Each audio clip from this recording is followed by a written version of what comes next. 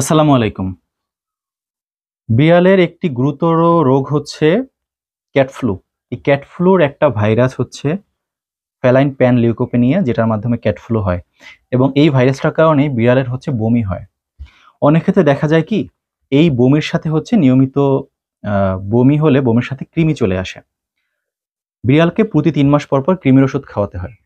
যখন প্রতি ৩ মাস পর কৃমির ওষুধ খাওয়ানো হবে না, তখন তো বিড়ালের অতিরিক্ত কৃমি হয়ে যাবে এবং এই কৃমি হওয়ার কারণে বমির সাথে কৃমি চলে আসে। যখন এই প্যান লিউকোপিনিয়া আক্রান্ত হয়, এজন্য যে বমি হয়, ওই যে কৃমি আক্রান্ত বিড়াল, এজন্য কিন্তু বমির সাথে কৃমি আসে। যেহেতু আপনি ৩ মাস পর নিয়মিত কৃমি ওষুধটা খাওয়ানো হয় নাই, ওর কৃমি আছে। কিন্তু এই যে প্যান লিউকোপিনিয়া আক্রান্ত হওয়া বিড়াল এমনিতেই বাঁচানো কষ্টকর এবং বিড়ালটা অসুস্থ হওয়ার কারণে দুর্বল হয়ে যায়।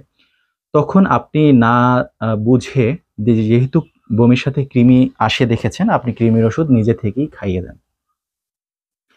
এবং এই কৃমির ওষুধ খাওয়ানোর ফলে হয় কি, বিড়ালটা আরো দুর্বল হয়ে যায়।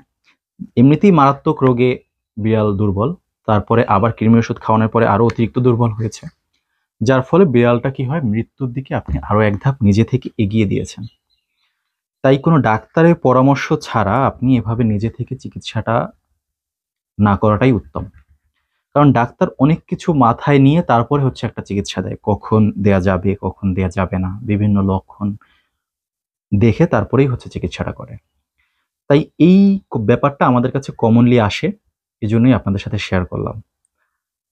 তো কোনটার কারণে আসলে কি হচ্ছে, এটা ডাক্তারই ভালো বুঝবে।